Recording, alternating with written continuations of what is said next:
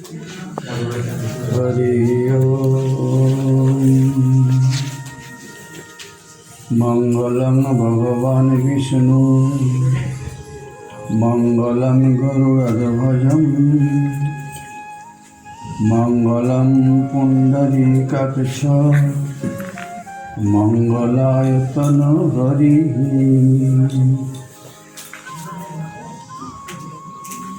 ब्रह्मानन्दं परमसुखदं केवलं ज्ञानमूर्तिं द्वन्द्वातीतं गगनसदृशं तत्तमस्यादिलक्ष्यम् एकं नित्यं विमलमचलं सर्वदा साक्षिभूतं भावातीतं त्रिगुणरहितं सद्गुरुं तं नमामि। माँ नर्मदा जी के पावन उत्तर तट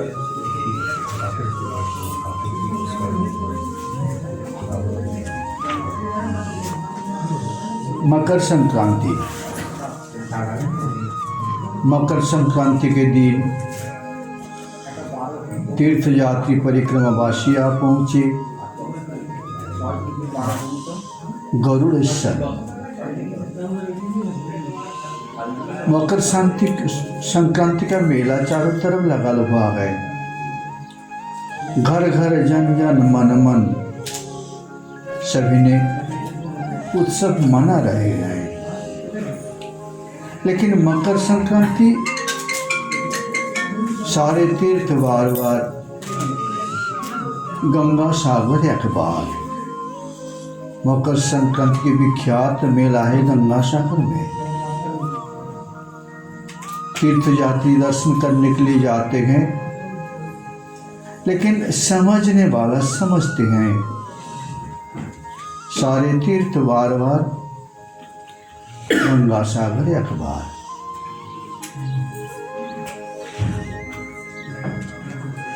मकर संक्रांति का मतलब यह है मरण संक्रांति। जन्म मृत्यु जरा व्याधि दुख दोषानुदर्शनम। जन्म लेना, मृत्यु को प्राप्त हो जाना, ये दुख दर्शन करके ही पुण्यात्मा लोग भगवान की भक्ति के लिए संसार त्याग करके आ जाते हैं अपनी मरण संक्रांति को सुधारने के लिए। अगर मरण संक्रांति सुधरे कैसे? भगवान श्री कृष्ण अर्जुन के प्रति उपदेश देते हुए बतला रहे हैं। अर्जुन सुनो, तस्मात् सर्वेषु कालेषु माम अनुस्मर युद्ध च। मेरे स्मरण करो और संसार यात्रा निर्वाह करो। स्मरण करते करते आप जिसका शरण करेंगे वही आपके अपना हो जाएंगे, आपके नज़दीक हो जाएंगे, अपने हृदय में वो बस जाएंगे, रोम रोम उनका स्थान हो जाएगा। आप अनुभव करेंगे अपने हृदय में, मैं कौन हूँ, एकमेव द्वितीयम। वही अनुभव करने के लिए ही परीक्षित बाबा आके बैठे थे माँ गंगा जी के पावन किनारा। अनुभव किया हृदय में, मेरा स्वरूप वही है। सुखदेव जी उनको कथा सुना रहे थे। जीव कर्म करते हैं अपनी अपनी संस्कार के अनुसार, रजगुण, तमगुण, सत्वगुण। लेकिन कर्म करते हैं, उनका फल उनको ही भुगतना पड़ता है। जो करते हैं उनको भुगतना पड़ता है। तो नरक की गति वर्णन करते हैं। राजयुवाच, राजा परीक्षित ने पूछा, महर्षि, लोगों को जो ये ऊंची नीची गतियाँ प्राप्त होती हैं, उनमें इतनी विभिन्नता क्यों है?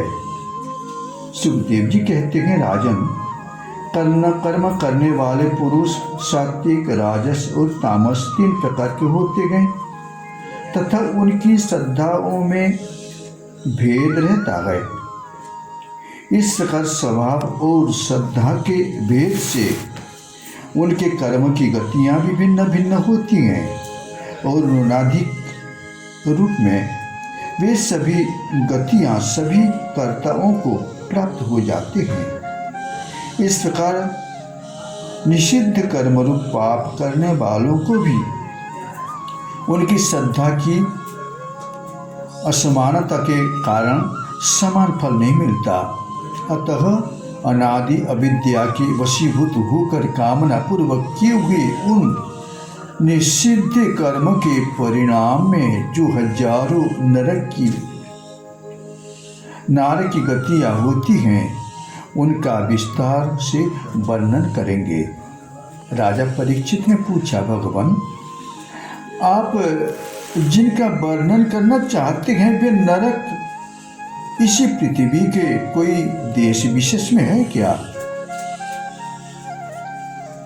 नहीं तो त्रिलोकी के बाहर या इसके भीतर कहाँ है जगह उनका? पूछने से सुखदेव जी कहते हैं, राजन, ये त्रिलोकी के भीतर ही है। दक्षिण की ओर पृथ्वी से नीचे जल के ऊपर स्थित है। इसी दिशा में अग्निस्मार्त आदि पितृगण रहते हैं। वे अनंत एकाग्रचित्त पूर्वक अपने वंशधरों के लिए मंगल कामना क्या करते हैं। उस नरक लोक में सूर्य के पुत्र पितृराज भगवान यम अपने सेवकों के सहित निवास करते हैं तथा भगवान की आज्ञा का उल्लंघन न करते हुए अपने दूतों द्वारा यहाँ लाए हुए मृत व्यक्तियों को उनके दुष्कर्म के अनुसार पाप का फल दंड देते हैं। परीक्षित, कोई लोग नरक की संख्या 21 बताते हैं। अब हम नाम, रूप और लक्षणों के अनुसार उनका क्रम से वर्णन करते हैं। उनके नाम ये है: तामिश्र, अंधतामिश्र, रौरव, महारौरव, कुंभिपाक, काल सूत्र, असीपत्र, सुकर्मुक, अंधकूप, कृमि भोजन, संघर्ष, तप, सुरमी, वज्रकंटक, सालमली, बैतरणी, पुयोद, प्राणरोध, विशासन, लालाभक्ष, सारमेयादन, अभिची और अयपान। इसके सिवा क्षारकर्दम, रक्षोगण भोजन, शूलप्रोत, दंत सूक, अवट निरोधन, पर्यावर्तन और शुचिमुख, ये 7 और मिलाकर कुल 28 नरक तरह तरह की यातनाओं की भोगने के स्थान है। जो पुरुष दूसरों के धन, संतान अथवा स्त्रियों का हरण करता है, उसे अत्यंत भयानक जमदूत कालपाश में बांधकर बलात् तामिश्र नरक में गिरा देते हैं। उस अंधकार में नरक में उसे अन्न जल न देना, डंडी लगाना और भय दिखलाना आदि अनेक प्रकार के उपायों से पीड़ित किया करते हैं। इससे अत्यंत दुखी होकर यह एकाएक मूर्छित हो जाता है। इसी प्रकार जो पुरुष किसी दूसरों को धोखा देकर उनकी स्त्री आदि को भोगते हैं, यह अंधतामिश्र नरक में पड़ता है। यहाँ की यातनाओं से पढ़कर यह जड़ से कटे हुए वृक्षों के समान वेदना के मारे सारी सूद बूद खो बैठता है और उसे कुछ भी नहीं सुधी पड़ता है। इससे इस नरक की अंधतामिश्र कहते हैं। जो पुरुष इस लोक में यह शरीर ही मैं हूँ और ये स्त्री धनादि मेरे हैं। इसी बुद्धि से दूसरे प्राणियों से द्रोह करता है, निरंतर अपने कुटुंब के पालन में पोषण में लगा रहता है। यह अपना शरीर छोड़ने पर अपने पाप के कारण स्वयं की रौरव नरक में गिरता है। इस नरक में उसने जिन जीवों को जिस प्रकार कष्ट पहुंचाया होता है, परलोक में जम यातना का समय आने पर वे जीव रूरू होकर उसे उसी प्रकार कष्ट पहुंचाते गए। इसलिए इस नरक का नाम है रौरव। रूरू सर्प से भी अधिक क्रूर स्वभाव वाले एक जीव का नाम है। ऐसा है रौरव नरक। इसमें यह व्यक्ति जाता है जो और किसी की परवाह न करके केवल अपने ही शरीर का पालन पोषण करता है। यहाँ कच्चा मांस खाने वाले रूरू इसे मांस के रूप से काटते रहते हैं और खा जाते हैं। जो क्रूर मनुष्य इस लोक में अपना पेट पालने के लिए जीवित पशु या पक्षियों को रांधता है, उस हृदयहीन राक्षसों से भी गए बीते पुरुष को यमदूत कुंभिपाक नरक में ले जाकर खोलते हुए तेल में रांधते हैं। जो मनुष्य इस लोक में माता पिता ब्राह्मण और वेद से विरोध करता है, उसे जमदूत काल सूत्र नरक में ले जाकर इसका घेरे 10,000 योजन है। इसकी भूमि तांबे की है। इसमें जो तपा हुआ मैदान है, उस ऊपर से सूर्य और नीचे से अग्नि के दाह से जलता रहता है। यहाँ पहुँचाया हुआ पापी जीव भूख प्यास से व्याकुल हो जाता है और उसका शरीर बाहर भीतर से जलने लगता है। उसकी बेचैनी यहाँ तक बढ़ती है कि ये कभी बैठता है, कभी लौटता है, कभी छटपटाता है, कभी खड़ा होता है और कभी इधर उधर दौड़ने लगता है। इस प्रकार उस पर पशु के शरीर में जितने रोम होता है, उतने ही 1000 वर्ष तक उसकी यह दुर्गति होती है। जो पुरुष से किसी प्रकार की आपत्ति न आने पर भी अपने वैदिक मार्ग को छोड़कर अन्य पाखंडपूर्ण धर्म का आश्रय लेता है, उसे जमदूत असीपत्र नामक नरक में ले जाकर कीड़ों से कोड़ी से उनको पीटता है। जब मार से बचने के लिए या इधर उधर भागता है, तब उसके सारे अंग तालवन के तलवार के समान पैनी पत्तों से, जिनके दोनों ओर धारें होती हैं, टूक टूक होने लग जाते हैं। यह अत्यंत वेदना से हाय हाय मैं मर गया, इस प्रकार चिल्लाता हुआ पद पद पर मूर्छित होकर गिरने लगता है। अपने धर्म को छोड़कर पाखंड मार्ग में चलने से उसे इस प्रकार अपने कुकर्म का फल भुगतना पड़ता है। इस लोक में जो पुरुष राजा या कर्मचारी होकर किसी निरपराध मनुष्य को दंड देता है अथवा ब्राह्मण को शरीर दंड देता है, वह महापापी मरकर सुकर्मुक नरक में गिरता है।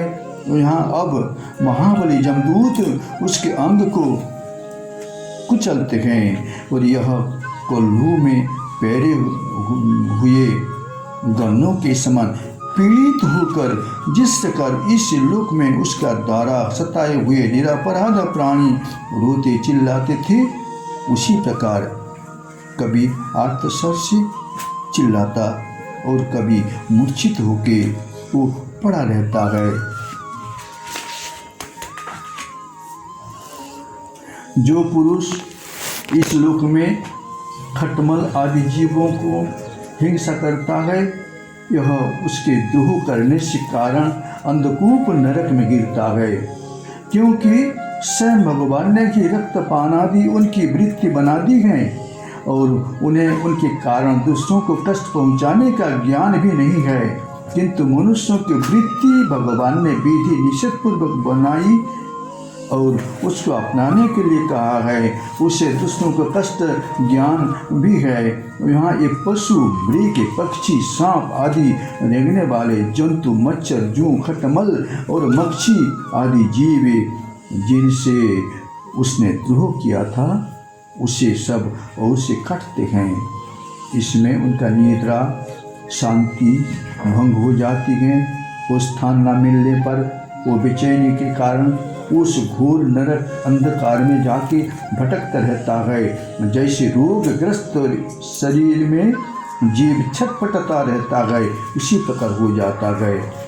जो मनुष्य इस लोक में बिना पंच महायज्ञ किए तथा जो कुछ मिले उसे बिना किसी दूसरों को दिए स्वयं ही खा जाता है, उसे कौए के समान कहा जाता है। यह परलोक में कृमि भोजन नामक निकृष्ट नरक में गिरता है।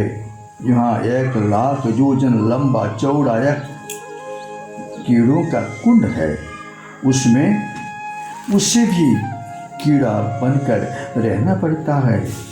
और जब तक अपने पापों का प्रायश्चित न हो उस पापी को बिना दिए बिना हवन किए खाने के दोष का अच्छी तरह शोधन नहीं हो जाता, तब तक यह उसमें पड़ कर कष्ट भुगता रहता है। वहाँ कीड़े उसे लोचने लगता है और उस कीड़े को वो खाता है।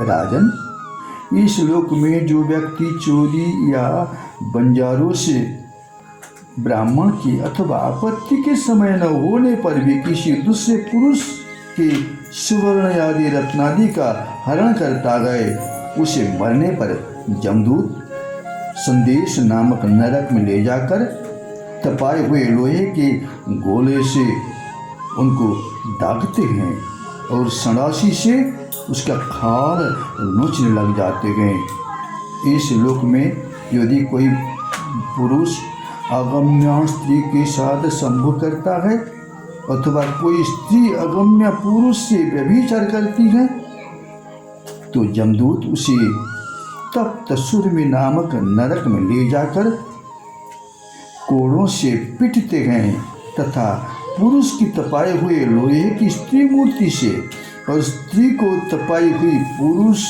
प्रतिमा से आलिंगन करवाते हैं।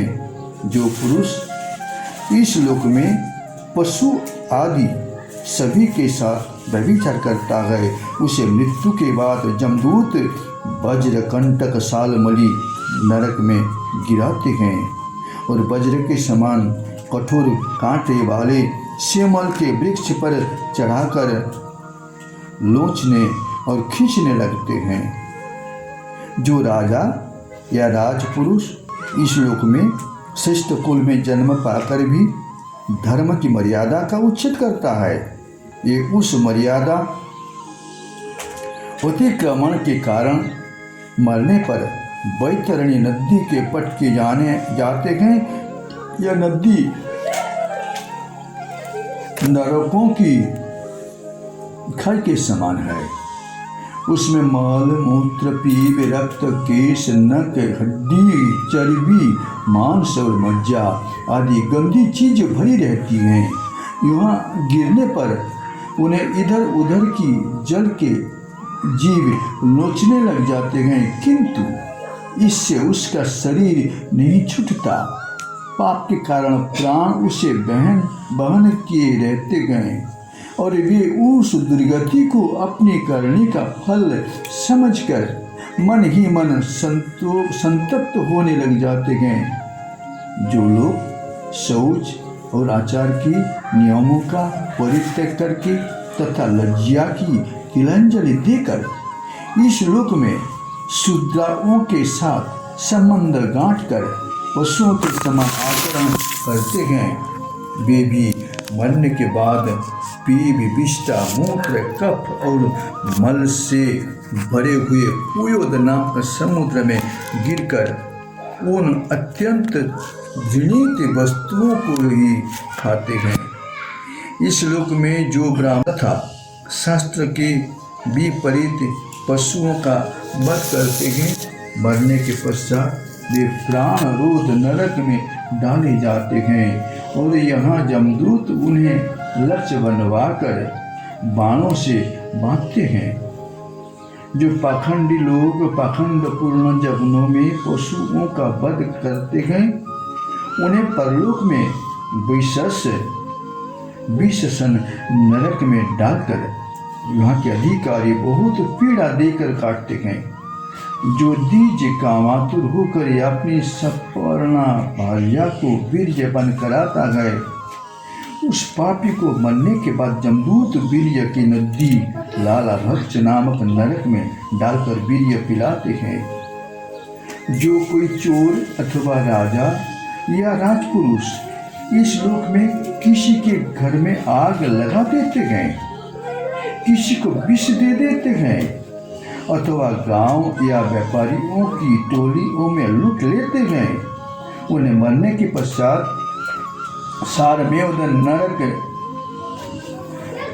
वज्र किसी डाड़ों वाले 720 जमदूत कुत्ते बनकर बड़े वेग से हटने लग जाते हैं।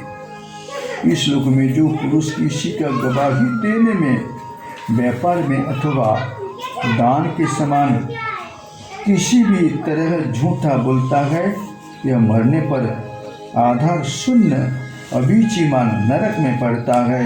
यहाँ उसे 100 योजन ऊंचे पहाड़ के शिखर से नीचे को सिर करके गिराया जाता है। उस नरक की पत्थर की भूमि जल के समान जान पड़ती है, इसलिए इसका नाम अभिचीमान है।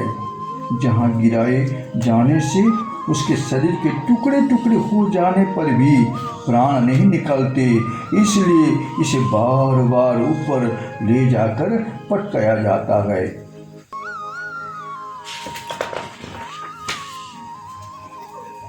जो ब्राह्मण या ब्राह्मणी अथवा व्रत में स्थित और कोई भी प्रमादवश मद्यपान करता है,